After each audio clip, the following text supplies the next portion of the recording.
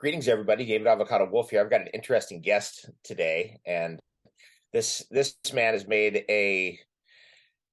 he's done the rounds. Let's put it that way, amongst so many different shows, so many different podcasts, getting the word out there, and this is one of the most important subjects. And this is the most important thing I think I found in the last 10 years was the flat Earth, and this is one of these things that so disrupts your worldview and so just penetrates every aspect of your life. It's absolutely amazing what this has done for me personally. And I gained friends, I lost friends, I gained businesses, I lost businesses over this very subject. People freak out when you question their cosmology. It's really interesting. It's their religion, actually, and we're going to get into this because my theory on this. I've been a flat earther since 2015. So we've been through it all. We've been through it all. I mean, you can imagine all the internet battles, the internet arguments, the people who had lost their you know what, the people who gained their you know what. This is such an incredible subject. And so I guess with no further ado, I want to bring one of the best pundits in the field, Dave Weiss, on to talk about the flat Earth. So Dave Weiss, how are you? I'm doing great. Thanks for the kind words. I don't know if I'm the best. I might just have the biggest mouth and doing the most number of interviews. So if that amounts to anything, I'll take it. Dave, you're speaking my language. Everything you said is exactly what I feel. People are like, Dave, why the flat Earth? What difference does it make? Oh my God, that question drives me nuts. And it is the most important topic because it relates to everything else. They're getting away with all the other nonsense because people are lost in space. And just a quick note, like early in my flat Earth journey, I came across a video you did. You were like sitting in a throne, basically, and you were talking about flat Earth. And I watched that video a whole bunch of times, and it really inspired me. And here I am today. You said you lost businesses. I went through corporate America, left corporate America, started my own business, doing super successful, and I walked away from it all. Like everything that I was trained to work and strive for, I accomplished. And then I turned my back on it and walked away to talk to people, like you and every other podcast I've been on. Crazy. So, Dave, this is where I come to with it. This is why I think they have totally disturbed our cosmology with the globe nonsense and the whole picture of this ball spinning around and all this other stuff. To me, it's the default religion. So this is something they know, the people running the world, that the commoner doesn't know, and that is when you control the cosmology, you control the religion. Well, it doesn't matter what the religion is. Somebody can say they're into Islam, Judaism, Christianity, Hinduism, Buddhism. Doesn't matter. None of that it matters at all. If you control the cosmology, what people think is above their head, what people think is below their feet, what people think happened before they were born, and what happens after they die, if you've got that under control, you got control of the religion. And from there, you've got control of the people. You're running their religion. That's why I think that's my feeling about what is the reason why we get this fake cosmology. What's your thoughts on that? That is part of it. Because, our thoughts create our reality. They've literally cut off our thoughts. They put us on a ball rather than being able to expand outwards. They have us believing in lack, right? You're the one that brought up, you don't believe in extinction. Okay. Right. And I'm with you. I'm with you on that. It makes so much sense to me. And they just want us living in fear, living in lack. Because if you believe and are afraid of lack and all, overpopulation, everything, that's the world you're going to live in. That's the world you're going to create for yourself. I mean, Dave, the last couple of years have been insane. How's life? It's awesome for me. Best couple of years of my life have just happened during this pandemic or whatever you want to call it. And I think everyone has that ability to do that. But if you live in fear, if you watch the news, which steers your mind, northeast, west, south news, it gives you the headlines, right? The worry in your head. And they, if you follow all of that, you're literally just limiting yourself. So, why the lie? Control the cosmology, control the person, make them feel insignificant, hide more land, hide more technology, hide the creator. There's lots of people though, I found the creator, but I still think we live on a globe. okay, great. But if you don't honor this creation, you're missing out on some really big stuff. There's a lot of people that have a really good life and believe they live on a ball. I believe if they had the courage to address the real situation, everything changes. There is no flat earther that is ever bored. Bored gets eliminated from your vocabulary. Okay, Dave, I remember many times where I was dying of boredom, and I turn on TV and click, click, click, click, through cable channels because I was bored. There's no such thing as boredom when you're a flat earther. No chance in boredom. I'm with you on that. I mean, I was with a friend last night, and this friend's a very powerful healer, very powerful psychic healer. He's a very powerful psychic, actually, and a very good friend of mine for over 20 years. And we were over there, and a woman called him, and she was all distraught and crying and this and that. He's dealing with this every day on the phone. People call him up like this, and he he works with them over the phone. And she was like, I watched this movie, and then this happened, and then this took that on, and then this and that. I was with another friend there too, and he's like, stop watching movies, and I was like, yeah, don't watch like movies.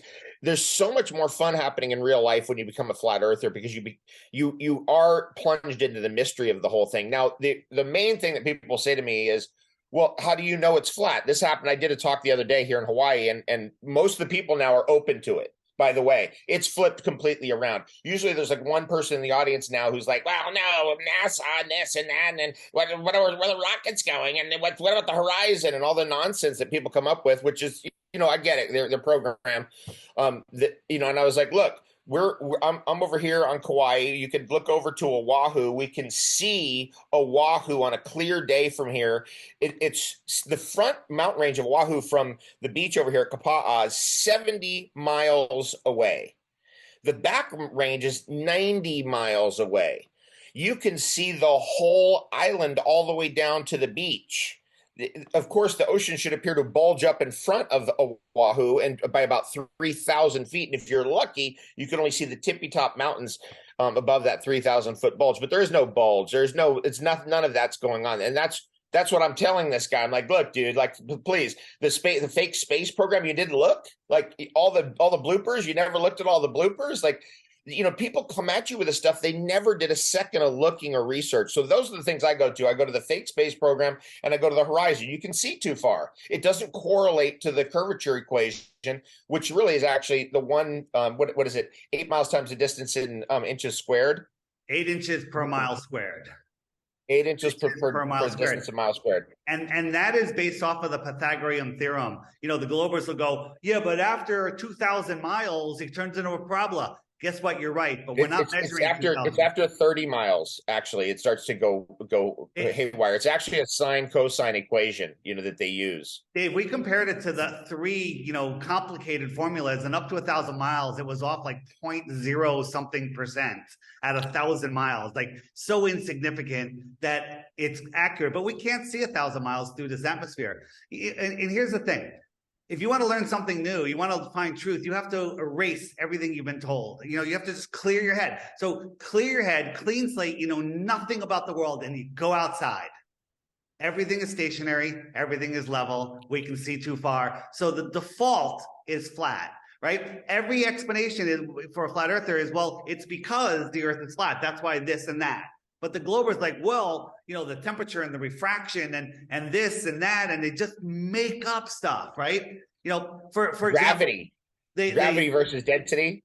Yeah, gravity versus density, right? So they always say, oh, well, you can see Mount Canigou or whatever because it's below the horizon, but it's refracting up and you can see farther, and it stops at eye level magically. Amazing, right? But in reality, refraction only limits what you're seeing. Let me show you a quick little video. This is the channel Sky Free. So they got the little model, and they show you how far away they are, and they put a camera down on the floor. It's like a half an inch off the floor, and when they look, the bottoms are cut off a little bit. Okay, not so bad. But now this was during the cold snap we had. They opened the door to the outside. The cold air comes in, and all of a sudden, it doesn't make it. It makes it so you can't see it.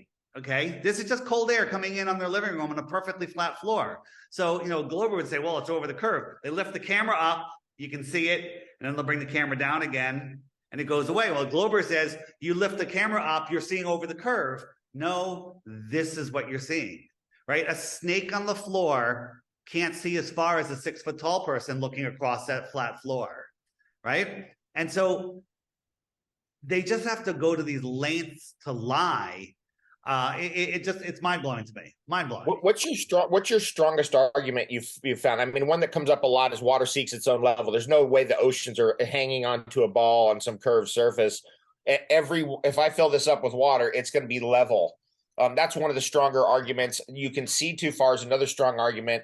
The fact that every missile that quote unquote NASA and Fake X and all the other ones have launched has curved down. It's already coming down by the time you see it. And then all this fake stuff that the airports are different than, say, a launching of a rocket, right? When you launch a rocket, oh no, we're using the Earth's gravity to launch off of it or to get some extra momentum. Meanwhile, airports do not take into account east, west, north, and south. The airport positioning of the runways takes into account one thing: dominant wind direction. Doesn't take into account curvature or spin of the Earth. Doesn't take into account that the Earth is moving under you from east, west. None of that. It's so insanely absurd to think that an airplane goes up there, keeps this exact same angular momentum as it was on the ground, then lands without having to account for that angular momentum on a curved surface that's moving. So the question was, what's my favorite argument? And that's been asked of me a lot lately. And my answer is every single argument completely destroys the globe. Like seasons. When you look into seasons, they make no sense, right? Dave, in the north, we're farther from the sun in our summer, closer in our winter. Okay, that's a little backwards, but they say it's the angle of the earth, right? So in the summer, when the sun is on the horizon in the morning, that's the most the earth could be tipped away from the sun. That's an 89-degree tilt. Okay, I feel the warmth of the sun on my face. It's farther away. It's the worst angle possible. Then 6 months later in December, at noon, when the sun is pretty high in the sky, directly shining down on me 3.5 million miles closer, I can't feel the heat in Connecticut. It's freezing cold. That right there, if you can wrap your mind around it, the problem is people don't have the ability to process that information. It's very simple, but we were taught to memorize and regurgitate. And you mentioned, the rockets take off. This is it going around the curve of the Earth. Right, but no matter how high we go, we can't see the curve. What is this? This is going like what, 20 miles away? Maybe it's crashing down. This is a chemtrail, a jet trail. We'll call it a contrail for those not ready for this. Conned trail. I like to call them conned trails. Yeah. Right, and you mentioned the fake space program. This is I don't know if you've seen this, or maybe you did. This is Artemis. Everyone said Artemis was going towards the moon and it was curving away from the moon. Right? It missed the moon. NASA's explanation is it takes off, it goes around the Earth, and then it slingshots to the moon. Okay? But did you notice anything about this is their model? If we take a closer look, they use the flat Earth map. Oh, wow. Interesting. And Dave, no, I didn't see that. They're so lazy, they didn't even turn it. Right? This is the orientation that it is. They just put it, colorized it. And that's when NASA. Wow, look at that. Interesting. Now, let's talk about the flat Earth map. The flat Earth map has the oceans bounded in by Antarctica, right? But my research over the years, again, I became a flat earther in 2015. My research over the years has brought me to a very important discovery about humanity and about the Earth itself and just about the situation we're in here. And I've been talking to Crow about this recently, Crow 777, and that's the work of Charles Fort, that what's going on is that the Earth itself is a rational, irrational construct like everything else in this dimension that we're in, this realm that we're in. And so this drive to immediately go, well, it's not this, then it's got to be that. So the hyper-rational mind gets set off. And it wasn't until we had another hyper-rational model, namely the flat Earth map, that people could really get it. But neither are correct. Neither are correct. That's where I'm at. It's not correct because I've been in Peru with people coming from the route from Sydney, Australia to Santiago, Chile, or Sydney to Auckland to Santiago, Chile to Lima. And so there is some kind of a hyperdimensional problem with the Earth in the sense that you can't fly over the poles. You can't fly over the North Pole, that's for sure. I've proven that repeatedly over and over again with thousands of flights. Nothing. They all go around the North Pole. They don't go over it. If they go towards the North Pole, they go in, then back out, then around a certain perimeter. There may be two such perimeters in the South Pole. I want to get to that level of conversation with you. Let's talk that. So this construct of this world, I don't know if we'll ever figure it out. But the southern route, the southern flight. What my argument is we can't figure it out because there's an irrationality built in. Okay. So ultimately, we can only approximate. Right, but some of those flights are very explainable. Like the flight from the QE, the Qantas flight, forget the number, from Santiago to Australia. That's a special plane, only flown by a handful of military pilots. That we had the specs on the plane that had 7 layers of heat-resistant paint. What does that tell you? It tells you that it's going faster than the average plane. So people go, well, how does a trip, from the United States to England take the same amount of time as from Santiago to Perth or whatever? And my question is, if somebody was driving 100 miles in their Ford pickup and someone was driving 200 miles in their Ford pickup, but the guy that was driving 200 miles was driving twice as fast, they're both going to get there at the same time, right? So you have no way to know what speed the planes are going. And if you believe that planes since the 1960s haven't gotten any faster than they, since then, you believe a lot of silly stuff. So there's that, and the emergency landings are the ones that get me when they have an emergency landing. And they're landing in places that make absolutely no sense. But not only do that make sense, I'm sorry for jumping all over the place.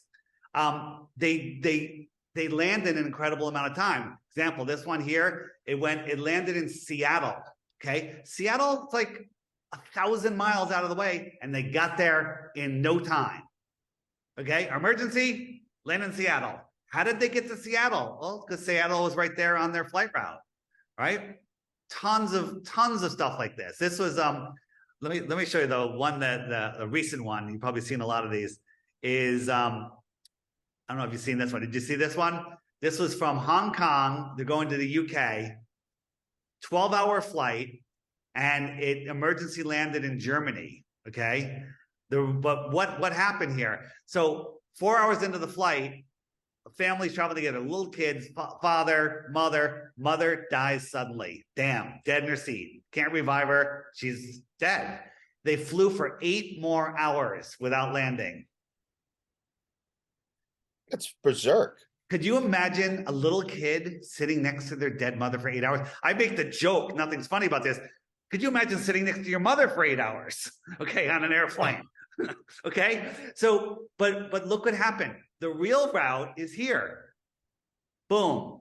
They're over Russia the entire time. 2 problems. If you land in Russia, Russia will probably be very helpful and say, oh, let us help you, this and that. Russia, good guy, can't have that. And the other thing is, why are we over Russia? They'd have to admit that they're over Russia, right? You're not supposed to be able to fly over Russia. Pilots admit they fly over Russia all the time. Okay? So then they were here. Well, you know what? 8 hours, the damage done. Why don't you just get to your final destination rather than landing and then having them transfer the mother, so they're right there, but they landed here. Crazy. Yes, this is an important thing for newbies to this, is that if you start doing the flight routes, you find out that it's actually accurate to the flat Earth. It has nothing to do with a globe or some globe with somebody going like this on it. None of the nonsense. Keep going on this one. This is good. So what other routes you got? New York to Auckland, right here, emergency. They went over to Fiji. Why did they go to Fiji? Because on a flat Earth map, Fiji's right there, right? Zoom in. Fiji's right there. Okay, why is it always when there's an emergency, they land in a random airport that's nowhere near the flight route, but on a flat Earth map, it's always on that line? Okay, crazy. That's true. And that's true in hundreds of cases. I mean, there's so many cases. I mean, the big one, the most famous ones were the ones where they're headed to like Hawaii and they're landing in Alaska. Right. The trips from Australia to California. They're always south of Hawaii, if I get that right, but it makes no sense on a globe. This one, Chicago to Doha, landed in Moscow. I think it's like 1,500 miles out of the way. They got there in 15 minutes. Okay. What? That's a problem. That's a problem for me. Wait, am I? Yeah, I'm showing you the right one. And then a recent one, which I always like, is the World Cup. Okay, World Cup. They're going to Buenos Aires. They went to Rome to get fuel. That's basically out of the way. But look, Rome is right on the route. The line. Right on the line. Okay. How many do you need? Okay. How many do you need? So back to your question, what's my best one? I guess I have to go with Boats Over the Curve, because that's the one that woke me up when I finally agreed to look at flat Earth with the bias to disprove it and shut you stupid idiots up. I kept seeing these boats over the horizon. Well, I live on the water. I get a lot of calm water. I'm on Long Island Sound. And so P900 had just come out at that time, bought it, tripod, sat on the water's edge. I'm looking at a beach 7 miles away and I see people sitting on the beach. I checked the curvature calculator, and then I went in and I checked the Metabump curvature calculator. Like, oh, well, you're halfway down the ball and they're halfway down the ball. So the hump's only half a that's ridiculous. But I'll give it to you. Still shouldn't be able to see them.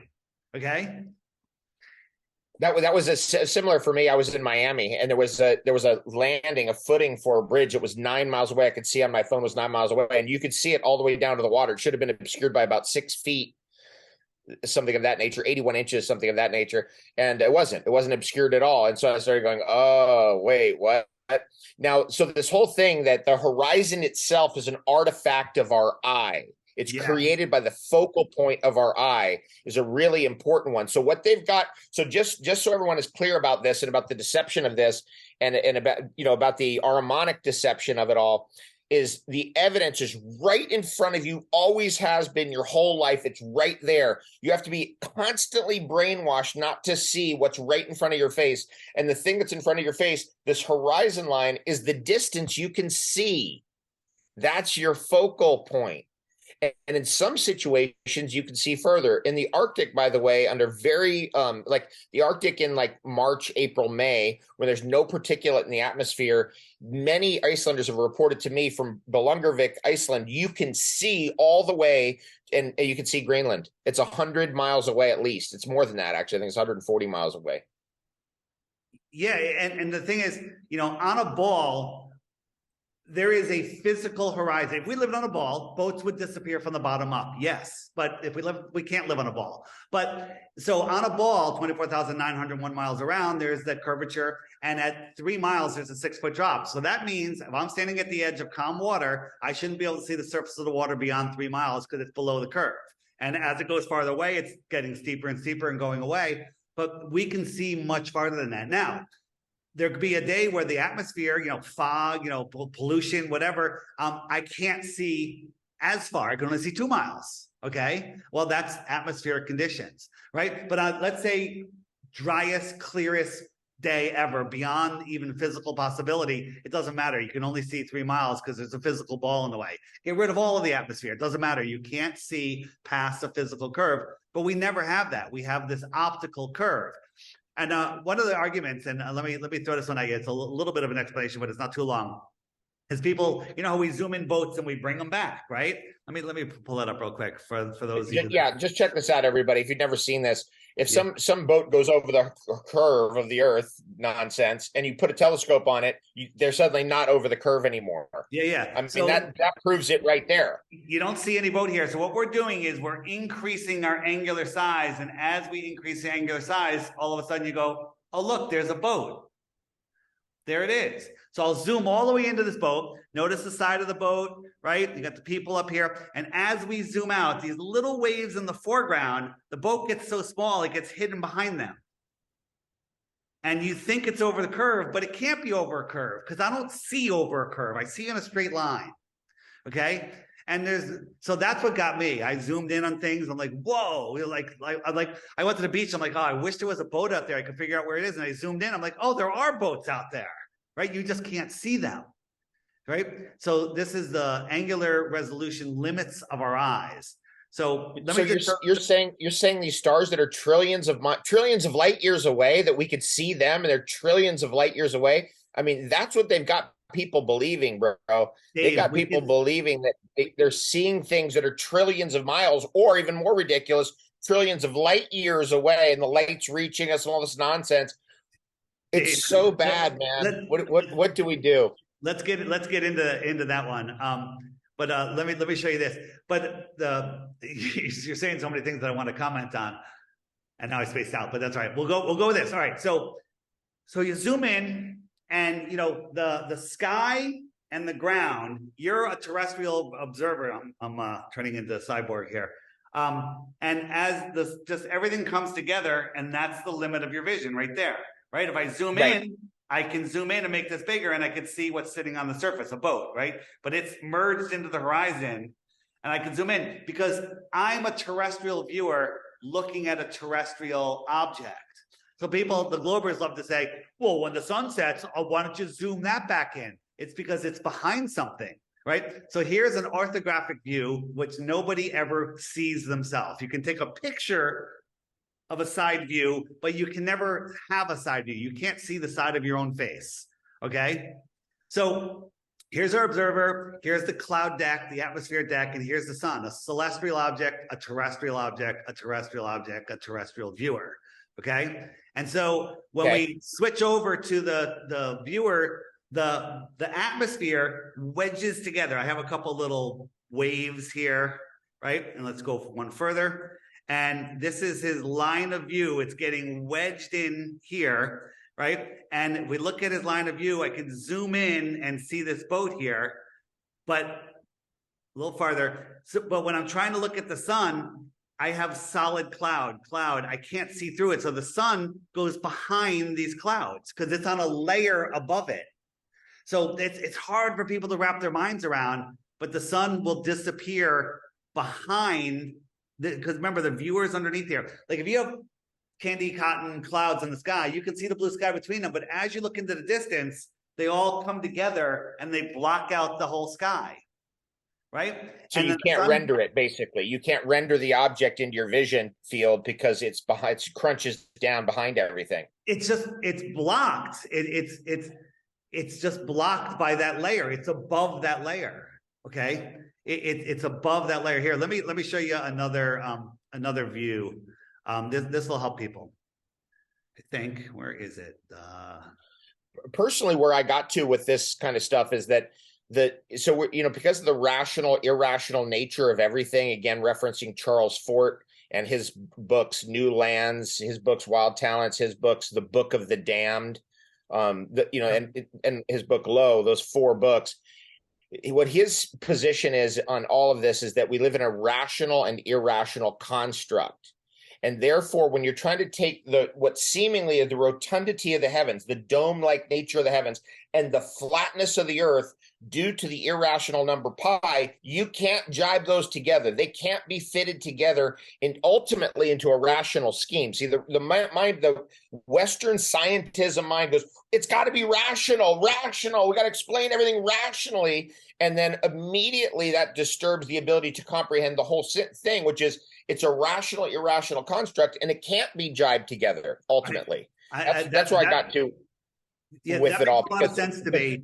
But we live in this, I call it a physical simulation, because it's crazy how this world works. So, we're here, I could punch you in the arm and it's going to hurt. There's physicalness of this place. There's laws of physics that we have to deal with, right? We don't live on a ball. We live on a level plane. How that all jives together, there's many, many things. But let me just show you. This is how we see, and people have a hard time with this. So this viewer is looking at this cloud. So if I pull the string from his eye to that cloud, he sees that string shooting up into the sky to 5,000, 10,000 feet, whatever it is, right? So now this cloud deck, which is on a deck, goes into the distance. They're all the same height, but the cloud merges with the horizon here. So now this viewer is going to look at that cloud, and we're going to pull that string over to that cloud, and this guy will see the string going parallel with the water all the way out to that cloud in the distance, right? So he now sees a physical string, we're drawing a physical string that is level with the water. But what if you were standing underneath this cloud, okay? If you were standing underneath this cloud, you would see that string shooting up into the sky and not level with the ground. This guy sees this same line that you're seeing go up like that. He sees it going like this. Okay? And so this will explain the cloud horizon. So if we extend his line of view beyond this cloud, okay, and the sun is going across the plane, right? And it's going to go beyond this line, you're going to see this viewer is not going to be able to see beyond this cloud, and this sun will be cut off because he's never going to see beyond this, right? So in reality, the way he sees it is he sees it like this. Here's his level line, and the sun is going down due to perspective, and he thinks it's going below a horizon here, and it's just going out of his visual range. It's going out of it's going beyond his what I coined the term atmospheric blocking, the atmospheric deck of opacity, right? And the sun is above it. It's a celestial object. It just goes beyond it. Just like here, this is a level line, my kitchen experiment. This is the level line from a celestial point of view, and this is a terrestrial point of view. It looks like it's going below that, but it's not. It's above it the whole time, and that was a real sunset right there. Right? That's a real sunset. What's it going behind there? The atmospheric deck of opacity. It's just going beyond it. Crazy, right? Okay, so this has to do with the laws of perspective. Yep. Anybody can figure out very quickly that, let's say they're driving, like I drove one day from Las Vegas to St. George, Utah. Supposedly I drove up and over 2 miles of curvature. It's so silly. I mean, it makes no sense whatsoever. It's flat. It's obviously flat. You're not driving up and over 2 miles of curvature and you're not aware of it because of gravity. And by the way, it can never just be gravity. It has to be gravity and levity. There has to be an opposing force or otherwise everything would be squashed flat. There could be no trees. There could be no you. There could be no anything, no walking, no any moving on the earth if gravity was the only force. Levity has to be the opposing force, and the two forces work together. Now, that might be levity and density rather than gravity. So let's get into density versus gravity, because everybody goes, well, the ball of the earth, the water's held on by gravity. What about density? Yeah, so buoyancy and density, they explain, they work in if gravity was real, buoyancy and density still would work, right? Buoyancy and density work on a flat plane. And so the big argument is, you can't have high pressure next to no pressure without a physical barrier. If I said, hey, Dave, let's have a barbecue. At the very highest level of the heavens, there's no vacuum going on. The whole space, by the way, the whole vision of space, as you know, is completely fake. The whole idea your eyes are going to bulge out, you're going to go into the vacuum of space, all that crap is just a complete Hollywood movie. If I asked you to go pick up some propane for our barbecue, but don't bring the tank, just bring me the propane, you'd probably have a difficult time doing that, right? So the Globers say, well, gravity is holding the air down. It's holding the air down. Air, gas fills the available space, up or down, left or right, doesn't matter. It fills the available space. If you had 2 fish tanks on top of each other and you sucked all the air out of the top one and the bottom one just had regular room pressure in it and there was a little trap door in between, I open the trap door, air is going to go right up, it's going to equalize and fill both tanks. Okay, you with me? So this is a little experiment that Derek on TikTok came up with. So here's a balloon, right? And gravity, density, something is pulling it down. It's just hanging down. It's not going up because there's no air in it, right? But then when it'll fall to the ground if you let it go. When I blow it up, what's that air doing? It's trying to escape in every direction. Okay? The pressure in here is strong enough to defy gravity, the balloon hanging down, it's pushing it in every direction. And if I took that balloon higher and higher, it's going to explode, okay? Because the air wants to get out, right? And so the Glober's argument, and they just won't concede on it, is, well, explain the air density gets thinner and thinner. Yes, it does. Yes, it does. Going back to the propane, you got a half a tank of propane. The bottom's liquid and the top is gas. and there's a gradient in between there. We had a big tank of mixed gases, whatever it was. And if you measure the gases, they get thinner and thinner and thinner. But you can't have pressure without a sealed container. So a lot of flat earthers say, well, we're in a dome and that holds the pressure. I don't believe there's a vacuum. I believe there is some sort of dome protecting us. There's got to be some barrier. A barrier, yeah, from the waters above. Yeah. Dave, have you read the Navigator Across the Ice Wall? Oh, I'm sure I've read it at some point. And which one is it? Is it which was it the story of the 1960s woman who she's like, there's something more in Antarctica, and she took her snowmobile down to Antarctica? Is it that story? No. Which one is it? This one. Oh, it's this one. Yes. With the Terra Incognita. There's 3 books. They're fascinating. And they're fascinating. They have a ring of truth to me, but it doesn't matter. It's something that's physically possible here on Earth, right? You know, the lands in the outer space, here on the physical plane. That makes sense to me. You know, extraterrestrials, they're only thousands of miles away, rather than ridiculous and absolute insane light years, right? So trillions of light years. Okay, so yeah, let's get into this a little bit. So the idea then, just for everybody who's new to this idea, the idea then is that there's this outer space and that the stars and stuff are suns and all that is just total mythology. It's just totally made up. There's no evidence of any of that. It's all nonsense, actually. If you dig deeper into it, it's the same with the trillions of light years nonsense. As you dig into it, you're like, wait, where did they come up with this number? It's just made up. Ultimately, there's nothing behind it. So then the idea of the flat earthers is that if you go up too high or you go down too low, you're coming to barriers that are basically impassable, right? If you go down to the earth, eventually you're going to get to a point where it's melting your drills off. You go up too high, eventually there's no air, there's nothing to push against. You can't get through the barrier there. So then we go out to the sides. That's the idea. And out the sides may be other worlds, meaning you could fly to another world. So or maybe with that little intro, an underground train. Or take an underground train somewhere else. You know, remember, this is Dave Weiss, 100% speculation. I'm not claiming it's real or not, but you know the orphan trains. You know, the Earth needed. You know about the orphan trains, right? Sure, of course. Okay, so there's some kind of a cataclysm. Next thing you know, there's orphans everywhere. Where'd they come from? Where are the parents? What happened? So let me get that in 2 seconds. Here's our world. This ring is Antarctica. Out here is extra land, extra territory, extraterrestrials from the outer space, right? So this is one little pond in a bigger, realm. So we're here in the middle. We're here. And these are other worlds out here, other pieces of the plane, planets, if you will. Okay. So let's say these are more, let's say when you graduate here, Earth Training School, you're a graduate and you live in these higher vibrating crystal worlds, whatever it is. Okay. And it's time to repopulate the training school, and they ask all the couples to bring forth souls. So everyone lovingly brings forth souls, gets kids to the right little age, and they put them on trains and they send them into the realm.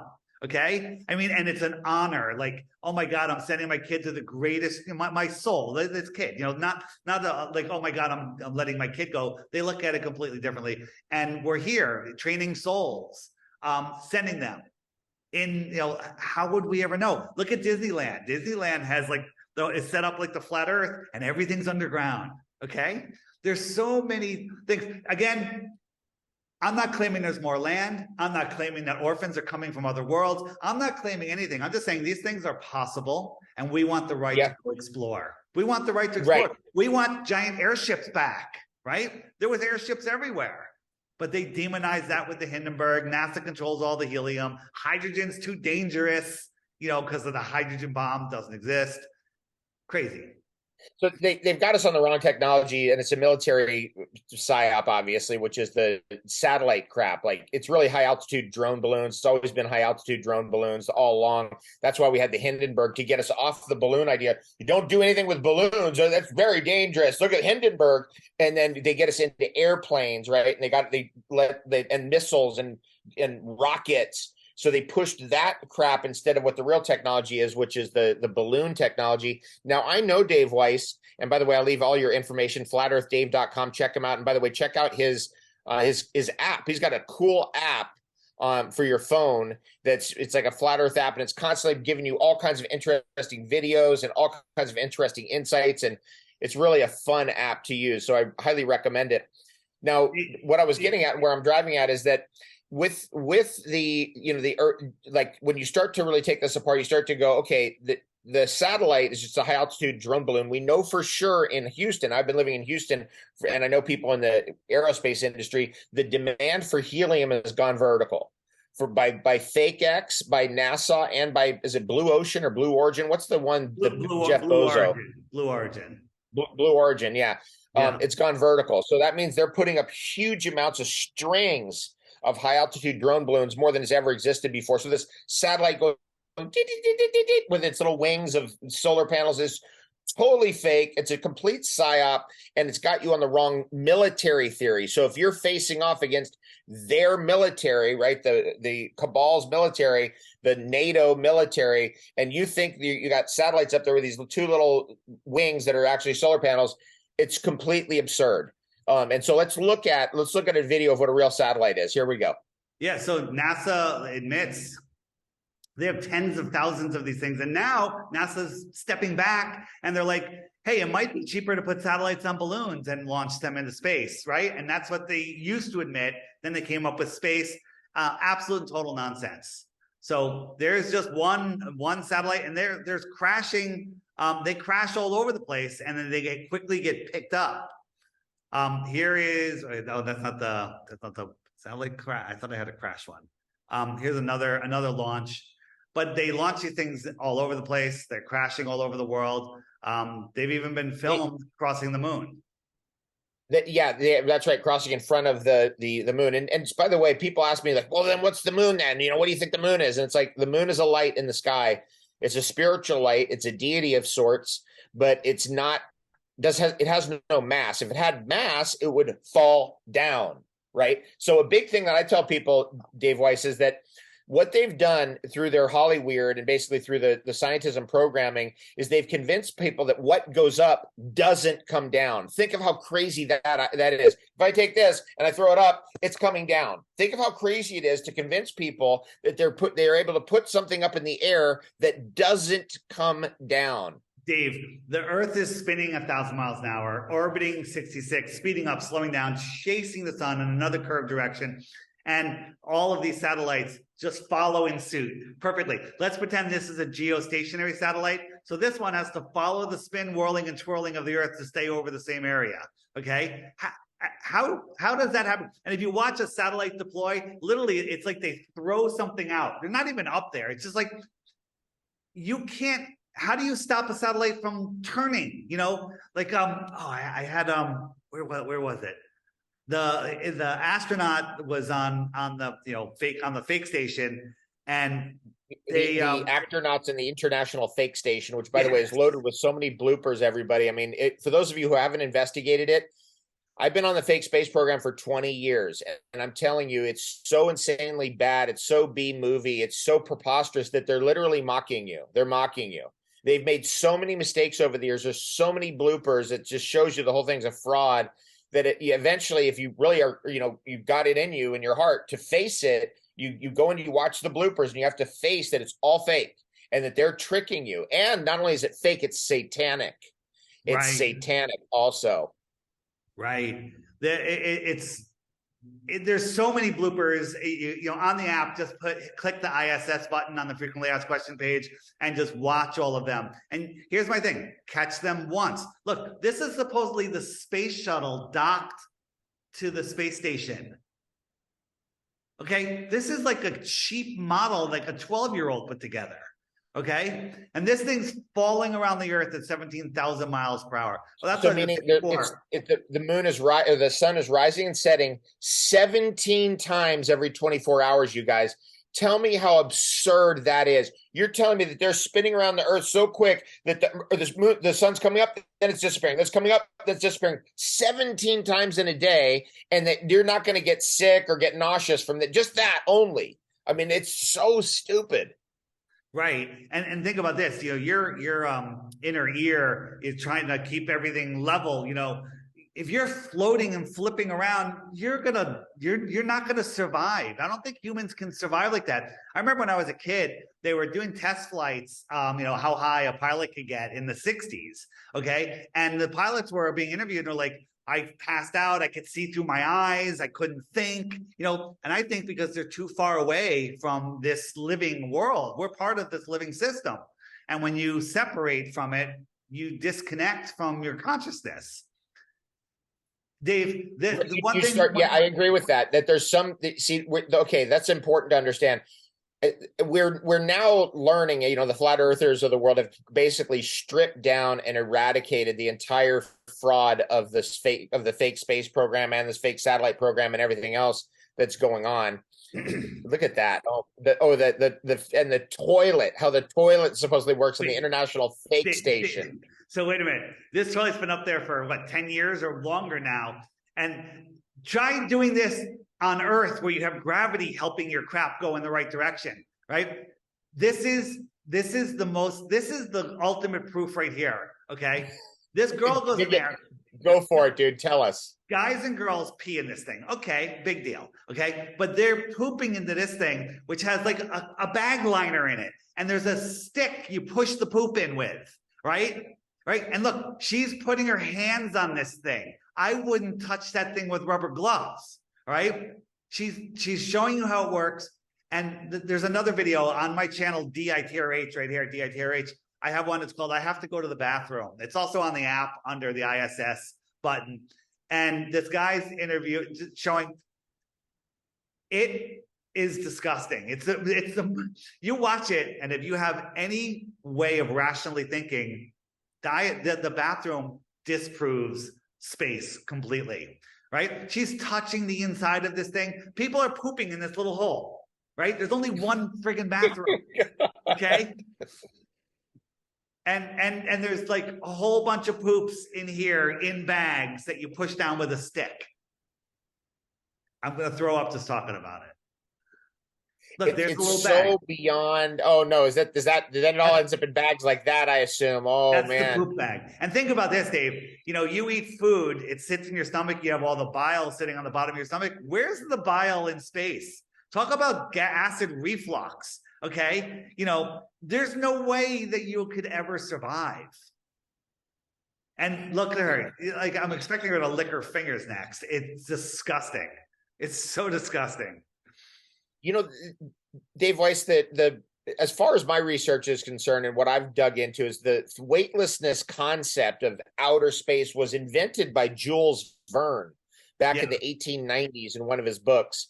And then by 1950, before Yuri Gagarin, which was all fake also, by the way, and at the highest levels, the US and Russian fake space programs have all been working together, and the military industrial complex and the fake satellite systems have all been working together too, by the way. So, if you're wondering like, hey, what's going on with this Ukraine war? Well, they're just trying to bankrupt the United States, the lower levels. At the very highest levels, all those governments have been working together. Super obvious. Anyone can prove that to themselves.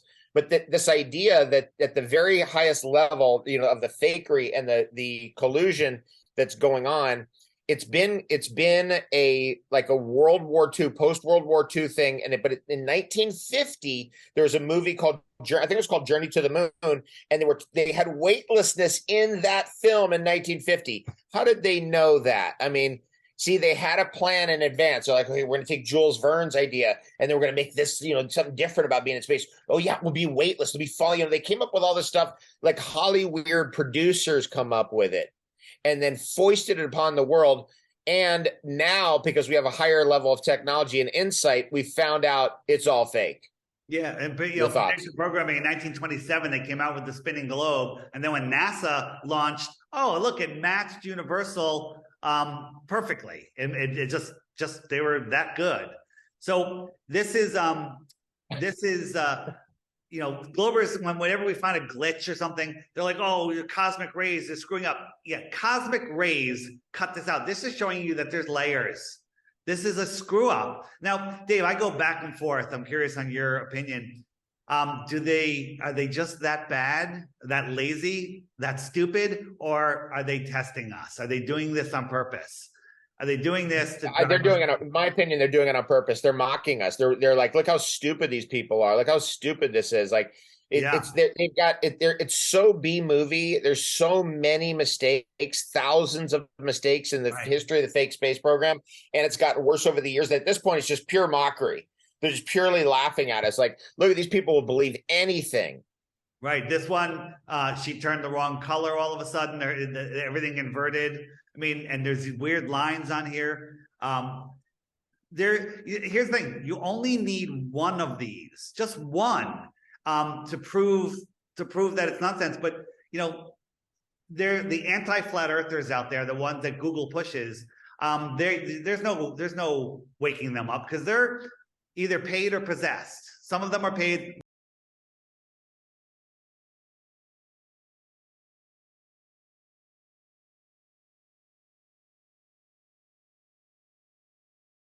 Most are just possessed, and they'll just defend their position because that's all they have.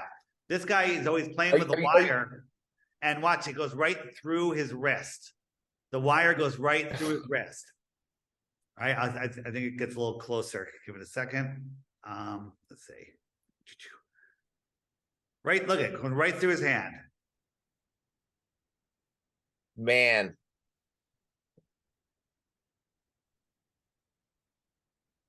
Amazing, right? It's, it never ceases to amaze me how completely preposterous the whole thing is, how silly it all is. And then, of course, people go, well, who's running it all? It's the Freemasons. We know that because they're throwing Freemason gang signs out nonstop on the LISS of the Fit International Fake Station.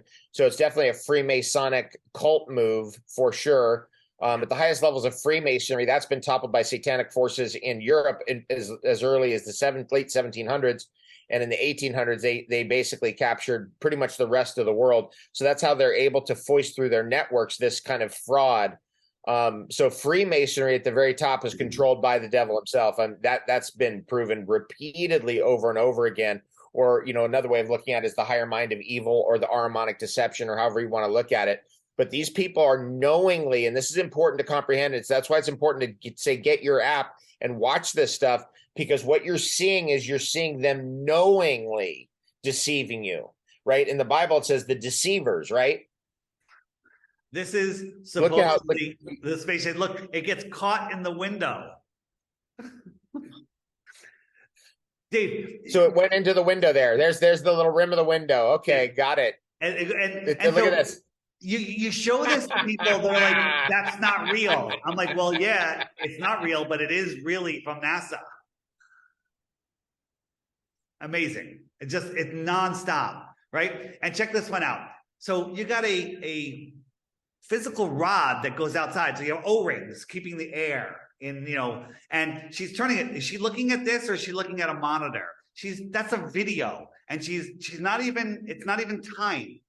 She's off sync a little bit, right? But it's worse than that, okay? So she's looking at a monitor. That's how she's moving it, and there's really nothing there. But Dave, you're in space. You're a woman. First, she doesn't have the really long hair. Most of them have really long hair. That would never be allowed. Your hair would never be allowed in space. Maybe mine would, because I don't have much, right? But hair in space is absolute insanity. But worse than that, look at this woman's makeup.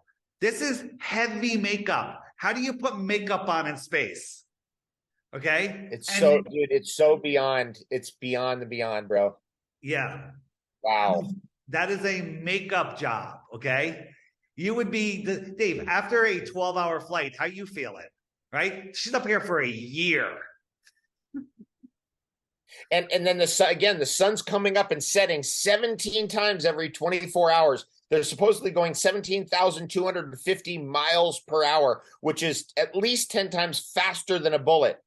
At least 10 times faster than a bullet. And then look at that faker right there, that Admiral Scott Kelly, who faked his way into that Senate race in Arizona through the election fraud. Look at what a fraud that guy is. That's what happens. Wow. He gets tangled in the wires and he can't get up. Okay. Oops.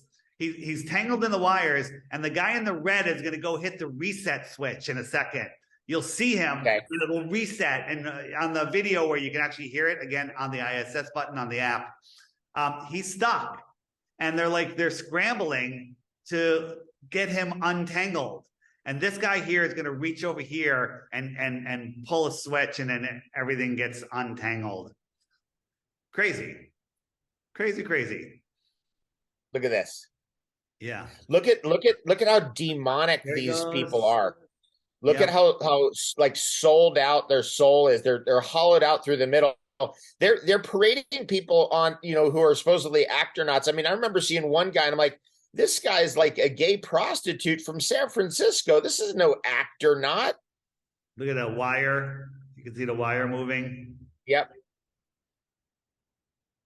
Again, how many of these do you actually need? This is the training pool where they, if you want to train to be in outer space, why don't you do it in a vacuum chamber? All right, this is to represent zero gravity, but here's the control board. And what happens on this control board? This is like, I forget what's filming, green screen. Why do they have a green screen? That is so they can put space behind it, right? And you've seen bubbles in space. It's there's bubbles always going on. It's so insanely bad. Now, when I look at this stuff, these days, it's so fake and so silly and so stupid and so ridiculous. And it really is interesting that people won't face it, because the people who do face it, the people who do look, the people who go, yeah, the earth looks flat because it is flat. The water stays on the earth because it's level and it's bounded in by the ice wall of Antarctica. You can't see infinitely far because you have a focal length of your eye. I mean, eventually people start to come around, but this stuff is where you start getting people just going like, you're gotta be kidding me. Like, really, we're gonna have some floppy portal like that, like on this portcullis on this what is it, multi-trillion-dollar international fake station? They're really going to have, I mean, come on, like, you're really going to believe that that's real? And if they're caught faking it once and twice and finished 3 times, so they're Dave, finished. Let's talk about the ice wall. Have you seen the entire ice wall yourself? No. You've seen quality video and pictures that there is a ice barrier, a cliff in most areas and lots of areas. So we do know about that. So here we are, right? All of the trips to Antarctica go from here to here, and they also go from New Zealand to another base over here. Okay, that's how it would work on a flat Earth. So what if we cut out right here on between the white and the green, and we actually cut the Earth out, and we put it in Photoshop, and we wrapped it on a ball? Okay, so this is how they limit our thoughts. They basically take the world, they wrapped it around, they put it on a ball, and they go, that's it. This is your world. You've just cut off your connection to everything. So here's the question. Is there really an ice wall that goes all the way around? Is it like this? And is this all ice? Is there more land out there? So this is, where is, I'm looking for, oh, here it is. So you've seen this map. Where is it? Where is it? Hold on. And why you're, oh yeah, here we go. And while you're finding that and these other maps from other ages, let me just say to everyone that I've interviewed numerous people in Antarctica who've lived in Antarctica. I've interviewed people who lived in Antarctica for 10 years and who are flat earthers, by the way. And you know how Jaron, I think it was Jaron originally broke the story, how they turn the cameras off from 10 p.m. until 7 a.m. At every station in Antarctica. So you can't monitor the shadows. So you can't figure out that they're not really where they say they are. They're not really at the latitudes, or the latitudes that we supposedly have imposed on the Southern Hemisphere are not accurate. By the way, and that's true, everybody. They turn the cameras off at every Antarctic station, so you can't see them on the internet from 10 p.m. until 7 in the morning. Why is that? Why would they do that? Right. The whole lighting in Antarctica is fully explainable. On the app under the day and night, Antarctica and the 24-hour sun, watch those videos. Hard to just to explain quickly, but it makes perfect sense. So this is the map that was found.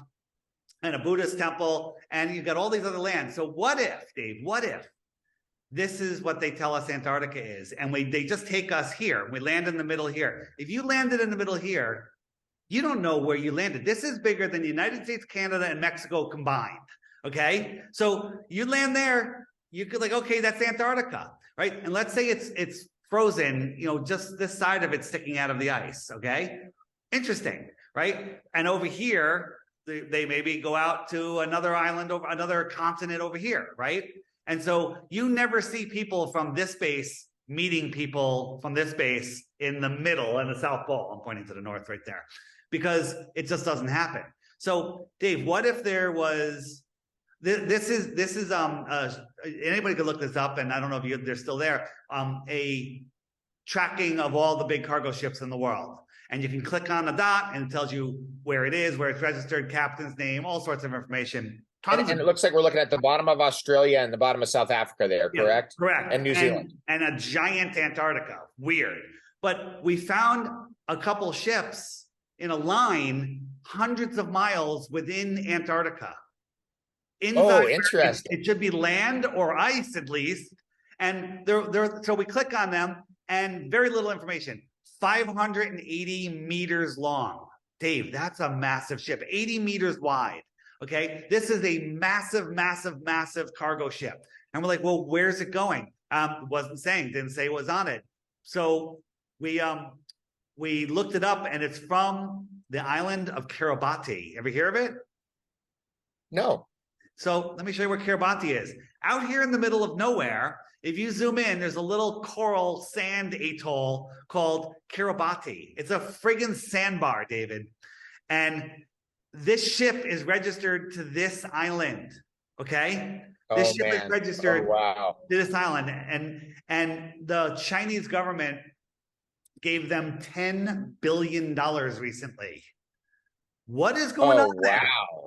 Yeah, what is going on there? Are we talking about different trade routes? You know, maybe it's going from Kiribati out here to other lands, trading technology, trading food, trading sex slaves, trading who knows, right? And here's the thing: how would you ever know? You never even heard of Kiribati.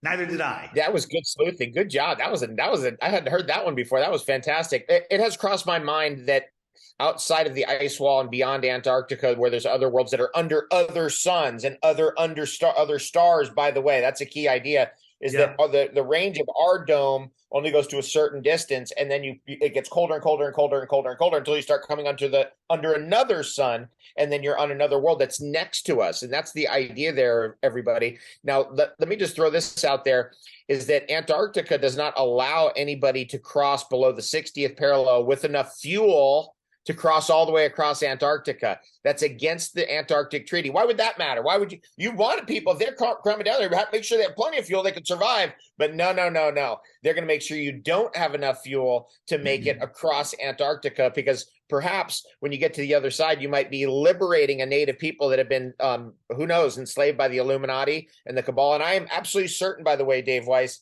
that the Illuminati secret base, the Cabal's base, the people running the whole world, is within 300 to 600 miles of what's being called South Pole Station.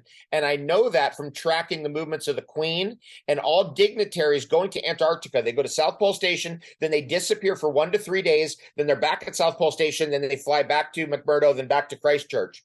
And I've watched that for years. Getting their marching orders, you know, where the real controllers of this world. Now, long before I was a flat earther and I was into Nibiru and outer space and disclosure and all of this stuff, there was a couple of videos of an Antarctic webcam that showed looked like another planet or a sun in the distance coming by from the wrong direction. So if we're here, right, and this was another world, and I have a better graphic. Where is it? Give me a second. Okay, yeah, bring it in closer now. Again, so what you guys are seeing there are skylight areas. There's a guy who wrote a book called World Beyond the Poles, which I did get an original signed copy of that book. Very interesting. He had this idea of skylight areas. So we're under a skylight area, which is what we call Earth. And the infinite flat plane keeps going, and then you can get over Antarctica and go on to another Earth. another world that's over there, and maybe that world's called Mars or whatever you want to call it. In Right. those books that you're referencing, they call them Mars, and they call them by the name of the Yeah, yeah. planets. So this is the little graphic I made. So here's our world, our sun's circling around, and here's another world. And at certain times, when they sync and the suns are close to each other, it will open up a passage, and then there opens up a trade route for a certain amount of time. Maybe that's why they're so worried about global warming, because these routes are going to open up. Maybe they're open all the time. We don't know, because we're not allowed there. There's 8 military bases all the way around, where you can't go. I mean, here, they're all around. Remember the Falklands War? What are they fighting over that little island for, right? And right. There's military bases, and then they have a network of buoys also, like radar buoys. Anyone that crosses over, there's many stories of people getting arrested, getting their boats seized, aircrafts coming after them, warships, turning them around. They don't want anyone going there, because if we had free reign to go look, we would know that we would see the lie. And here's the thing, Dave, as you said at the beginning, this is the most important topic, because when you wake up to it, you literally unplug from the matrix. You unplug from the helio sinister trick. Okay, you stop giving your power away, and you stop living in fear. Because when you become a flat earther, you find out that nuclear bombs aren't real. Okay, you find out that there's infinite water, that you find out that mushrooms cure cancer. You find out everything. Okay, so you're saying once you're a flat earther, you're not getting the jab. I would assume that is, we could probably say that 100% of flat earthers did not get injected with mystery chemicals by big pharma. I would say nearly 100. Some maybe because of life situations, fell for it or whatever. But yeah, on the app, I'm in Mexico right now, and I'm having a little internet issue. But there's blue dots everywhere, all over. This is just where I am. There's a few here, but you can't even see the United States. If I could load the other map. There's blue dots everywhere, and you could actually tap on these dots. Like I could tap on a dot, and I could message that person. I could send out hey, I'm having a meetup. Oh, okay. So you're saying that everybody who has the app who's near you is going to pop up on your app. Is that right? You can check anywhere in the world. Like I'll say, where are you? Are you in California? No, I'm in Hawaii. Hawaii. I don't think well, it's only going to go USA. Hold on. Okay. USA. You probably have to type in United, probably, huh? Probably. Do you have every country covered? I mean, how many flat earthers you think are out there? I guess that's a good, because you're out there in the front lines. What would you say? What's your answer to that question? My answer is, a couple of years ago, they did a survey in Brazil, and over 10 million people were questioning the globe. So again, I have a really crappy internet service here, but here I'm on the Yucatan Peninsula. Let's go out. Let's look at the West Coast, and let that load for a second. And so here's the thing: you can check out people's profiles, you can message them, you can send a radius of 10 kilometers, 50 kilometers, or 100 kilometers, and say, everyone in that circle, hey, I'm having a meetup at Joe's Bar and Grill at so-and-so State Park Saturday, and then people show up. Here's the truth, David. We live in this zombie land. We live literally in The Walking Dead. There's zombies everywhere. None of these blue dots are zombies. I haven't met a blue dot I don't like. Every single person, male or female, is your best friend. And there's people that are getting married because of this. They found their love of their life. There's people that have new best friends because, Dave, you said at the beginning you lost friends. I've lost friends. I've lost family members, right? My brother and sister, we don't talk because we have nothing to talk about. They're pro jibby jab. They believe chemtrails are real and everything in between. Okay, so they believe chemtrails aren't real. Yeah, they believe that they're just condensation, and the government would never do that. And my sister lives next to that sandy town in Connecticut. Therefore, what happened there? And it's just like, it's sad, but this is my new family. Okay, there's people everywhere. The UK is crazy. Here, I live on the East Coast. Check out the East Coast. Let that load for a second. And it's super fun. Just so for people that are thinking getting the app is $3, one-time charge, and it has everything, right? The Wait, only it's thing so you for $3 they get the app forever. Is forever. that right? Absolutely. Wow, what a Yeah. deal, man. That's But insane. hold on. So yeah, look at the East Coast, crazy. But if you want to message people or view profiles or fill out a profile, you have to subscribe. A yearly subscription of $11 a year. Say that, $11 a year. Okay. You ever Yeah, buy? it's less than $1 a month. I love It's people that 90 say, cents a month. I'm not spending $11 on an app. Who wants a shot of tequila in the bar? You know, and that'll be $60 for shots of tequila. Okay, that's fine, but not $11 to change your life. Or government taxation extortion. They'll pay tens of thousands of dollars for that. Yeah. We're having an Epic Cash crypto giveaway on here soon, so keep an eye out for that. But every day. Hold on. You're talking about Epic Cash, but I know Max. Yeah, Max of Epic Cash. He's awesome. Listen, Epic Cash. If you believe in crypto at all, Epic Cash is in my opinion, don't do anything. Is the highest potential of anything that I can say. Again, I love it. I just downloaded their app, by the way. Their new app, their wallet is ridiculously easy. Anybody could do it. It's so easy. I'm going to have it on the app. If you have the app, a pop-up's going to say, "Hey, Epic Cash giveaway." Click it, download the app, put your wallet address in where we tell you to put it, and you get free Epic. Cost you nothing, zero risk, and then you have some Epic. Okay, but nice. Every day there's a featured video right here. This is what I tell people. Think it's stupid? Click that video every day for 2 weeks. At the end of that 2 weeks, if you think flat Earth is stupid and you have a glow proof, send it to me and I'll give you 3 Bitcoins or 3,000 physical ounces of silver. Okay, as of today. Jeez, that's a good deal. Yeah, but here's the thing, Dave. You'd probably be willing to match it because there are no proofs of the globe. But before you send it, right here is the frequently asked questions button, and here's all the questions. Right here's the ISS button, boats over the horizon, gravity, seasons. Seasons is my favorite. Great videos there. Why the lie? Why the lie? Right here. And you click one of those, up comes a list of videos that YouTube's hiding for you. If I hit ships over the horizon.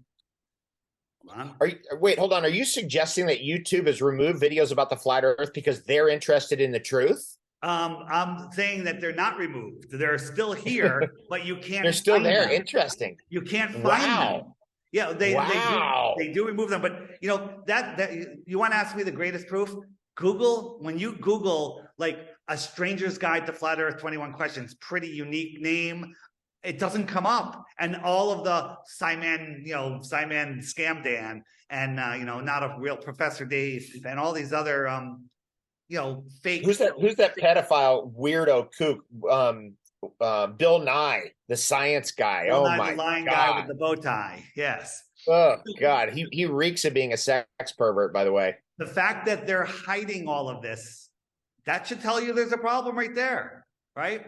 So again, this is the videos that woke me up. This video right here, the top video, will teach you about boats over the horizon better than I can in an hour. This girl in 10-minute video, 11-minute video, shows you, explains it, clear as can be. It's phenomenal. Great video.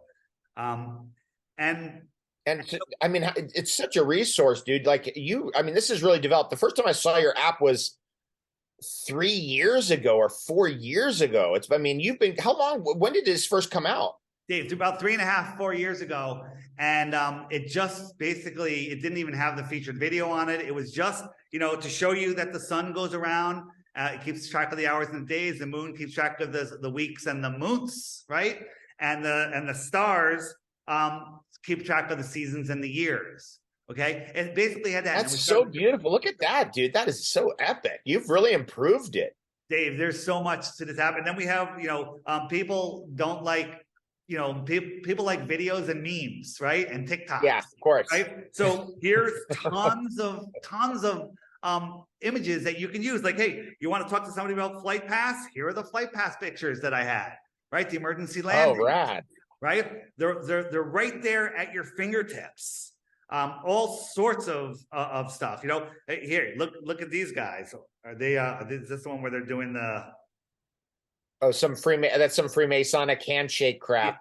No, the other one where they're all doing the little devil Oh, horns. oh yeah, the devil horns. Yeah, that one's in there somewhere, and then you can show the Challenger. Oh yeah, oh geez, that one's the one that gets people. That how just how fake and ridiculous that was. Oh, there was zooming in on Venus. Go back down. yeah. This is the thing. The whole planet thing's all fake, everybody. This is what Venus actually looks like with your camera. If you zoom in, and Yep. you've got better technology at your fingertips now than any researcher had in their hands in the 1960s. Look at that's a star. Yep. Right? You're telling me that's trillions of light years away with planets going around it. I mean, how silly and ridiculous. So crazy. So crazy. Look It, at it, Arcturus. Arcturus is directly over the big island of Hawaii. These are the real images that you can create yourself with your own cameras, and they don't correlate to what's being sold to us by the NASA garbage. What do we got here? and Dave, this is a Looks like community Saturn. project. Like people say, "Hey, Dave, here's a great meme for the app." Bam! I can put it on the app. And here's the thing: you give me a picture, something like, "Hey, Dave, this will be good in the app." I can put it on. Click. Everyone worldwide has it instantaneously. No updates needed. It just shows up on the app. So this is the original picture of Saturn from NASA, and we took it off their website. They've since removed it and cleaned it up. God. We zoomed in, and what are we seeing? I mean, the worst friggin' overlay job ever. Okay, that's what we're seeing, right? It's like construction paper and cutouts. Yeah, I guess they didn't anticipate us to have Photoshop, right?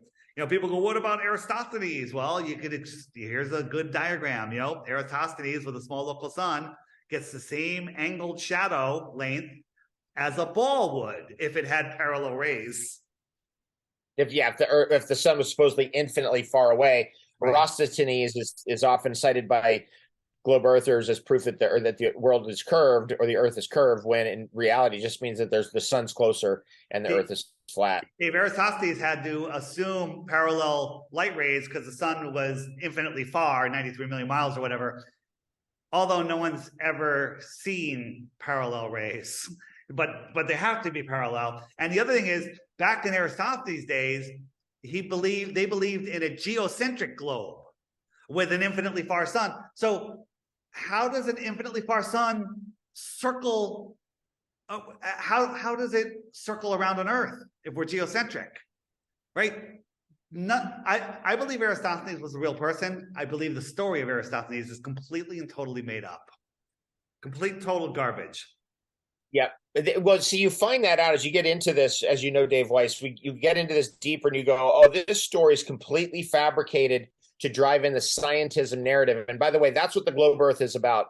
It's about driving in the scientism religion, so that people fall in the pill for every ill, the jab for every respiratory illness, the this, the that. Any science is going to figure out, oh, scientists know everything. That's our new priest class, the scientist. It's all that crap. So there's I'm here in Mexico in the town square. They have the things that block cars are these big cement balls, right? Just big cement spheres. Okay, that kind of looks like the moon. Well, the sun was high in the sky, and I'm looking at this cement sphere, this cement sphere. Why isn't it radiating light like the moon does? I'm standing right next to it. The sun is right there. How come it's not shining on me, right? You have to believe, the moon is reflecting sunlight. Worse, Jupiter. Go out tonight. Jupiter will be in the sky tonight. Brightest thing in the sky next to the moon. You have to believe that if you're on Jupiter, it's a gassy planet, okay? Gassy planet. Gases aren't that supposedly, yeah. And the sun is farther away, so it's a smaller sun. So that star-sized sun is lighting up Jupiter, and that's reflecting back to your eye at the brightness that we see it. That's it. There's the best proof of right. Yeah. So these luminous objects above us have their own light, is what you're driving at. Yeah. And that's why you don't have a hot spot on the moon and a hot spot on Jupiter, hot spot on any quote unquote planet from the sun's hot spot. It's just the whole thing's completely silly. So these luminous objects have their own light, and therefore they are raining down that light upon us, which has influence upon us and therefore has astrological influence. not astronomical influence. And there's a big difference between there. They told you that astronomy is real and astrology is fake. It's Dave, obviously the other way around. It always is.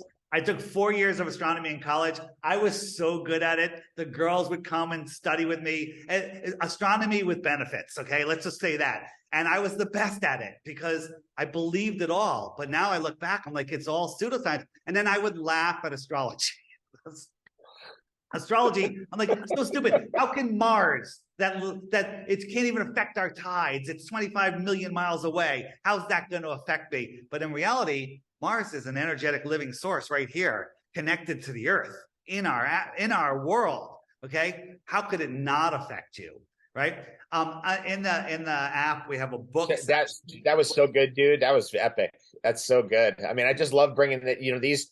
See, this is what happens, everybody. Eventually, it breaks down everything, the whole cosmology. Again, the whole thing of the reason why we have the globe and the Mars is a red planet. We're going to Mars next. Oh, then it's going to be the moon. Then we're going to Mars. Every president, they switch it.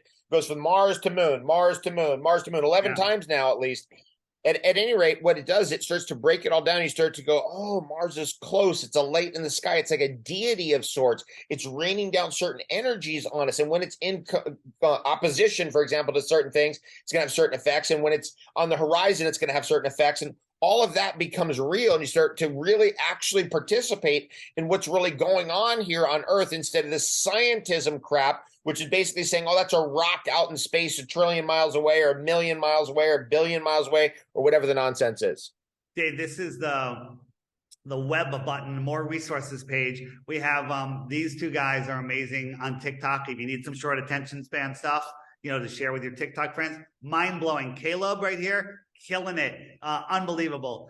This is where all my interviews are. Your interview, when it airs, will be at the top of this list. So people, that's how they can keep track of my interviews. All sorts of stuff on here, but down at the bottom, moon landing nonsense, fun one. Oh, good. Tons of stuff right there. And then on here, we also have the curve calculator. So if you're trying, it's like, hey, I'm looking at the building, you can just go in the curve calculator, put in your eye height, put in the distance, and it'll tell you how much curve should be there. So on the fly, easy way to access the curve calculator. This is for those of you that are like, okay, I'm now interested. This one right here, full length movies. Okay, Marty Leeds I think that's the first one on here. It's we got Hibbler, Realize. Second one is The Ultimate Litmus Test by Marty Leeds. Phenomenal, amazing, holds up with time. Great stuff. And people listening to you, I don't have to say turn off Netflix because you probably don't have it. But if you're looking for some quality entertainment, okay, entertainment is, Novocaine for the mind. But if you're looking for quality, educational, enjoyable information, these videos here are phenomenal. They're phenomenal. And, you sit down with some friends and they watch it. They'll be like, whoa, holy moly. I have some friends, some good friends, and they're like, oh, flat Earth, and I'm like, okay, these are local friends. And they're learning more and more about it. And they're like, we didn't really dive into it. And then after Hibbler's movie, The Next Level came out, which I was in, and they're like, hey, let's watch your movie, right? They have this big, huge movie television in their house. And so we put it on. Everybody was silent. Lights came on at the end. They look over at me. They go, we're in. So these movies, if you can get somebody to watch one, you're done. You can't watch The Ultimate Litmus Test without being infected, okay, with the flat Earth virus. That's a real virus. And by the way, what's so cool about this is that it's fostering real independent thought, everybody. If you're a student of Rudolf Steiner, as I am, one of Rudolf Steiner's great statements about our epic, our whole 10,000 year epic or whatever this is, from India through Persia, through the Egyptians, the Chaldeans, and through the Greco-Romans and the Western Europeans. And then eventually he says next is Russians, and then it goes to Americas. In that whole epic, our main drive is to develop independent thought. And I'm telling you, if you're bought into the globe and all the spaced out program, by the way, that's what I call it. It's the spaced out program, because to believe any of it, you got to be spaced out. You can't have looked if you believe that stuff. You just believe what they sold you on with Dan Rather and the Nightly News or Walter Cronkite nonsense. Dave, let me show you. We'll see if it's going here. I have a beta test group. This is in the app. This is in the messenger section. It's just like a regular messenger. Okay. And I'll so hit. You can message people, I guess. Okay, look at Yeah, that. you can message people, but I just started a group call. So anyone that has notifications on just got a ping like, hey, someone just started a video call. And anybody can jump on this at any time. That's in this group. Whoa, rad. Let's see who jumps people. on.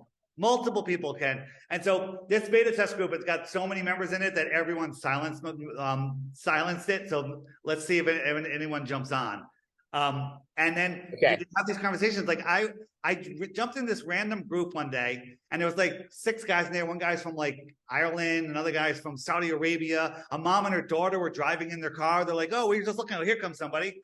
I can't hear you. We're doing a little up. They bailed. All right. But people just jump on, and some of the greatest random conversations. If you're ever just looking to have a conversation, people use it when they're driving. They just mount it on their thing and they talk, or just when they're hanging out. It's truly amazing what you can do with it. So a lot of fun, a lot of resource. And one thing, and I'm sure you've heard it, people say, hold on, how do they get your app? Is it in an app store? Is they have to go to the website? What's the best way? If you go to I'll show you the best way. But if you go to Apple App Store and type in Flat E, it's going to come right up. Okay. But if you type in the full name, Flat Earth, Sun, Moon, and Zodiac Clock app on Android, a Glober one comes up. They literally tried to copy my app, and it literally links you to their videos. Okay. But they're so far behind. I think they gave up on it. But so that I just say go to flatearthdave.com and click the banner right at the top of the website. Flat Earth Dave. And the website's called Flat Earth Clock. There is Flat Earth Clock. That's not where you get it. Flatearthdave.com. Okay. Flatearthdave.com. And that's how you get the direct link. If you go to the App Store, fine. Just make sure it's by Blue Water Bay. That's my company, Blue Water Bay. Blue Water Bay. Okay. Okay. Nice. The Flat Earth Sun, Moon, and Zodiac Clock app by Blue Water Bay. But if you forget that long, complicated name like Owen Benjamin, he cannot get it straight. Just remember flatearthdave.com. It's all there. Anybody that's listening, if you know a podcast, you have a podcast, you want to have me on, there's a book Flat Earth Dave there button. If you have an issue with your phone and the app, there's a support button. We take care of you really quick. Super fun. And it's a great way to make new best friends. That alone, I think, is worth the $11. Well, I find out, as you found out, that a lot of flat earthers, they feel alone in their life because they're onto all of this, which again, domino affects your whole reality. It will wreck all of your beliefs about everything. Because it's just the domino effect of it. And all of a sudden you're standing in a completely different place than somebody who believes they're on a ball spinning around the middle of nowhere at 66,600 miles per hour and the whole nonsense that goes on. So this issue, by the way, of feeling supported and feeling that there's other people like you on Earth is a really important issue for mental wellness and emotional health. And, I can tell you, like my friend Kelsey over here, she's marrying a guy who's, she met him and she found out he's a flat earther. She's getting married. I met him at Flattoberfest. They were selling the Flat Earth, like the North Face shirts. They were phenomenal. Yeah.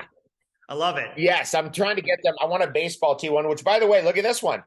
Check this out. This is a Flat Earth kombucha this is back in, I think, 2016 or 2017. I was doing events in Australia, and this company right here, watch this. You can see on the back. Can you see that? Yeah. Nice. What does it say there? It says Flat Earth. That's all I can see say. That? Yeah, Flat Earth. That's pretty aggressive. Anyway, so this Flat Earth kombucha company, this is so funny, dude. So after the whole event, they sponsored our event. We had a really good event and all this other stuff. After the whole event, where I finally am like, I get to try their kombucha, right? Because I was so busy. The event was so full. I was hundreds of people. It was an awesome event. And so at the end of the night, I'm like, okay, I get to finally find. It was flat, dude. It had lost its carbonation. It went flat. And I was like, you got to name your product right? Because the name has such an effect, right? I was like, you got to be kidding me. You just left it out. You just left it out. It's not. It was flat in the bottle. Like I opened the bottle up. It was like a beer bottle with a cap. I opened the cap up. I start drinking it, and I was like, it's flat. Is it And that supposed was to it. be Just flat? flat earthers get that because right, because you put a word on something, it becomes that, that whole research.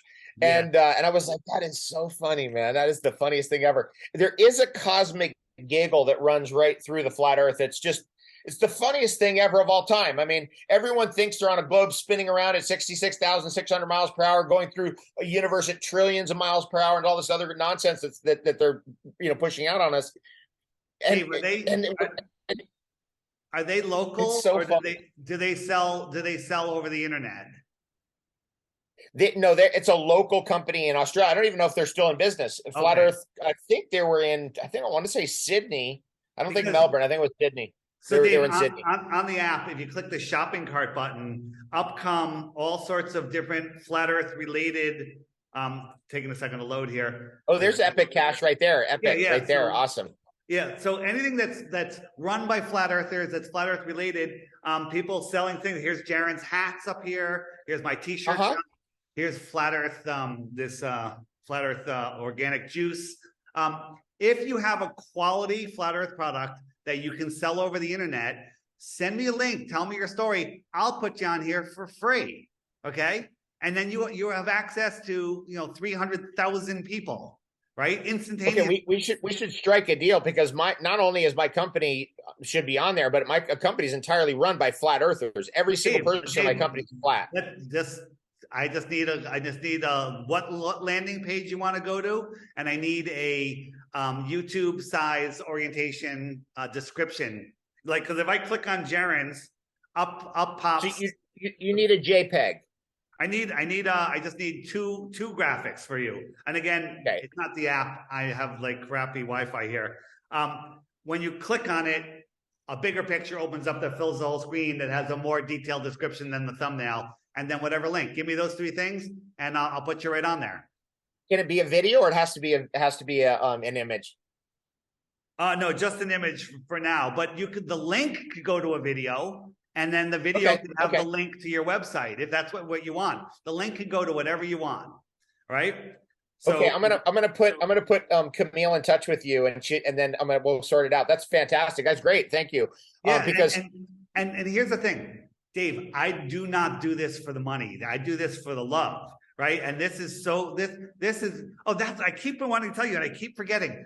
People, your soul is the true you. Your mind, is what basically kills you. Okay. And your soul is always trying to talk to your mind, but your mind gets lost in the news, gets lost in this world. And I think that a major cause of depression is being lost, not knowing who you are, where you are, what you are, right? And I've seen it many, many, many times. When you wake up to the flat earth, you lose that depression. If you're depressed, it goes away, right? People that have serious drug addictions are able to kick the habit, right? Because when you're depressed and stressing, you'll resort to drugs, and maybe you get addicted and everything.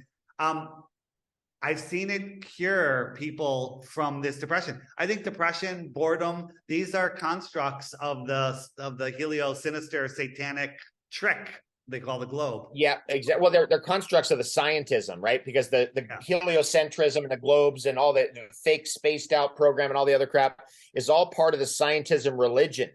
And so that they've wrapped this mythology around us with the televisions, and they've wrapped it around with the films and movies and all the other stuff. And so that people have bought into a very dark vision of reality, and therefore they're depressed and they want to escape, hence the drug addictions, right? Or they go totally into the materialism and like money, and we're going to get into money, and that's going to be our whole thing. That whole thing is just really an aberration of consciousness that's created by the bad religion. I mean, that's really scientism. It's a satanic religion, if we're going to be honest. That every flat earther knows that. We know because we've seen the people behind it, the astronauts with their little horns and their little Freemasonic satanic signs and all the other crap that goes on. Just going back to the friend finder for a second, I sent out a radius message to everybody here saying, hey, I'm going to be here for a couple of months, and a couple of people have gotten back to me. We're going to meet up and hang out and go snorkeling and just hang out with other flat earthers. What's better than that, because it looks. Are you in Playa del Carmen? Very close. I'm in Puerto Morelos. right? The one. Okay, so but you're near Cancun. I was in Playa yesterday. I'm going to Cancun tomorrow. Okay, yeah, cool. I was like, that looks like that Cozumel, the island. Yeah, I'm right. That is Cozumel right there. So Yeah.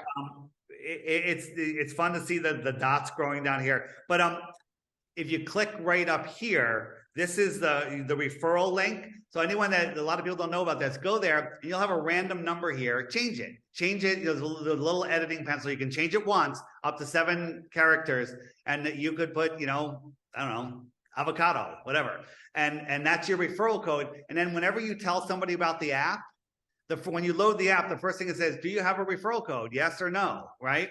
And if you say no, then no problem. But if you put it in, you get a point, okay? So I have 13 points right here, okay? And as your points grow, your dot will change on the map to one of these, all right? Sounds fun. It is fun. People love it. But I'm starting to make it where, a lot of people, there's a lot of kids that are still on their parents' cell phone plan. They're like, I can't do the subscription. 11 referrals, you can cash them in for a year subscription. Get 11 people to join. And then, Dave, I always say this, and prove me wrong. When your time comes and you have to answer to your maker, when he's weighing out your sins, I think he can counter them with the number of people you've unplugged from the matrix, which is calculated right here. Okay? Right? You wake someone up. That is so that's so awesome. That's epic. Okay, so I'm going to do that. Actually, I'm going to do that. That's going to be fun. And then okay, so I guess you can keep track of the leaderboard. And that TikToker Caleb, look at him, killing it. 1,868 referrals, right? Just by putting it on his TikToks about it. Because here's the thing: is he doing it for the points? Yeah, he loves being at the top of the board, but he's doing it because the app is the easiest way to wake someone up. You know why? What does everyone have in their friggin' hand? One of these stupid things. Let's use it against them. Let's use it to educate ourselves. Okay. So this Steiner has a whole thing about the development of the technology, getting us now to this phone, and eventually it's going to be to the transhumanism. And one of the things that he brings into that conversation, which is a very important discovery for me personally over the last 2 months, which is whenever he's getting into this detailed conversation about the technology and what this technology is doing to us and the dangers of it and how ultimately how Ahrimanic it is. Steiner has two demons in his cosmology, Ahriman and Lucifer. And Ahriman is more like Mephistopheles, more Satan, what we consider Satan. Lucifer being what we consider Lucifer. So Lucifer has to do with the escapism, worshiping the false light, giving our power away. The materialism and the algorithm thinking and all that, and the scientism is Ahrimanic in nature. At any rate, the thing I wanted to say, that I was going to say on that, where I was going with that is that this technology, all along, there's been Ahrimanic influence or influence of evil in the development of the technology. And Steiner says that one of the highest goods of all, even higher than anything even put out by the Buddha, he actually says this, is the work of Manes or Manichaeism. And you're probably like, well, Manes, what the hell is that? Now, it's a sect of Christianity from going way back that's now basically died off. There's still a little bit of existing in some areas of China. It originated in Persia. But Manes' key teaching was you let them develop their whole thing of evil, and then at the last second, you flip it to good. And he says that right there is one of the highest works of good in the world. It's like really second, it's like even beyond Buddhism. Is like you're at that level of taking all their lineage of evil, and at the last second you go, good. And that's precisely what you're doing with your app, right? You're taking their whole lineage of all this history, of all this stuff. They want everybody in the scientism brainwash, and you're going, flip it. Yep. And so one of the things, the Globers, they're freaking out about this app. So they go, it's a tracking app. He's tracking you. Let me tell you something. You're being tracked if you have one of these phones, right? Keep your phone in a Faraday bag. I actually have a link to Faraday bags. You can make your own, whatever. And that's a fine thing to do. But the app, when you go into it, it says it puts you within 5 miles of where you are randomly, right? You have to tell it to put your exact location. So one, it starts off obscuring your location, right? Because your banking app knows where you are. Your calculator app knows where you are, right? And then you can actually, if you're really paranoid about it, when you're not using it, turn off the friend finder, and then it's not tracking you anymore. So don't believe the scaremongers, right? You're being tracked everywhere there's a camera. They now see your face. Dave, when I flew here, I didn't need my boarding pass to get on the airplane. They have a scanner that sees your face. It says, "Welcome, David Weiss. You're seated in seat, 5B." Geez, it's gotten to that point now. Where at LaGuardia or where? Newark At Airport? Kennedy. Yeah. Jeez. Yeah. So they're trying to get us into a digital prison, everybody, but break free by going flat. Hopefully we can mount a dead reckoning expedition where we all get into a fleet of planes and fly over Antarctica to our freedom. Well, it'd be nice to get some helium ship. I'd become more comfortable in a rigid inflatable. So yeah, we'll get into dirigible and just go for just bye. We're leaving. We're out of here. And they're trying to keep us in a perimeter that's so vast, right? The Antarctic perimeter is so vast that I think we can get through if we're just smart enough about it. Yeah, absolutely. The people, the biggest argument people have, they say, well, the Antarctic sailboat race, they go around Antarctica, right? So this is on their website this year. The trip from South Africa to Brazil, which is only part of it, was 32,000 miles. This is on their website, right? The equator all the way around is 24,000. So this leg around this little tiny 10,000 mile thing is 32,000. That right? don't make no sense. Yeah, that don't make no sense. Wow, bizarro. Yeah. One last thing, I think a good one to end on is oops, where am I looking? Have you seen what happens on Google Earth when if you go to Google Earth on your browser and you start measuring areas? Have you seen this?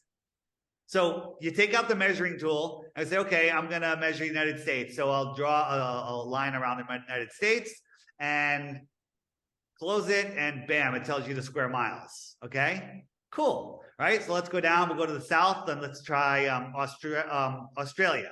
So we'll go around Australia and say what's the area, and close it up, and bam, there's the area. Okay. So now, what happens when we do Antarctica? Have you seen this?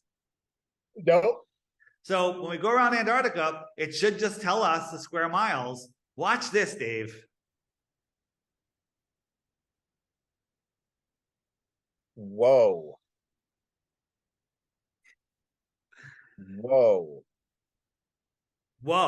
Right. So now let's go. Hey, well, maybe let's try. Maybe it was an error. Who knows? We'll try down here, New Zealand. Now that works. So let's go up to the north, and we'll try. Let's do Greenland. Okay, and we'll measure Greenland. No problem. And that works. Let's see. Click. Yep, no problem. And now we'll go to the North Pole. And where is the North Pole? Right there. All right, so we'll go around the North Pole, and very similar. Not as bad as Antarctica, but very similar. That Antarctic, that was 19 million square kilometers? Let's try that again. Well, whatever it is. But look at it. It didn't go around. It made this crescent moon thing. It's not it's giving us the area in here. It's not right. So the two places that would tell us whether we live on a globe or not are off limits, and you can't look at them on Google Earth. You can't measure them on Google Earth. That tells you something right there. Now, I also, by the way, going to corroborate. I got all the Admiral Byrd books, and there was a video that was put out. It's probably on your app it showed how they removed like 120 mountains out of Antarctica. Oh, do you know which one I'm talking about? Dome B and Dome. The areas they're calling them Dome A and Dome B. Have you seen that? No. The mountains. They're named Dome A, Dome B, Dome C. Like there's so much craziness there. There's a new video that just came out. Some guys that went up with a SpaceX guy. They climbed to the top of Antarctica, and they're filming. We're at the top of Antarctica, and we're doing a live stream using SpaceX satellites. Okay, I'm calling total bullshit because the guys, they're like, it's 30 below zero Celsius, I believe. Okay. 30 below zero. And he goes, he's got frozen stuff on his beard and everything. But the other guy's texting on his phone with bare hands. How does your phone work? And how do you, bare hands? He has zero frost on his beard and no steam, no fog is coming out of any of their mouths. Okay. And again, are they that stupid or are they just testing us? I'll go with you. They're testing us. Yeah. They're mocking us, and they're like, we can get away with anything. We got these people so brainwashed. We can do anything. We can get away with anything. So, Flat Earth Dave, that was fantastic. That was a really good, like 2 hours. We just dug in. Wow. FlatEarthDave.com. That's where the app is at. So we got deep in on the app, and it's really good to have the app because the way that they took off all of the flat Earth information off the internet. I mean, they banned it. They really did.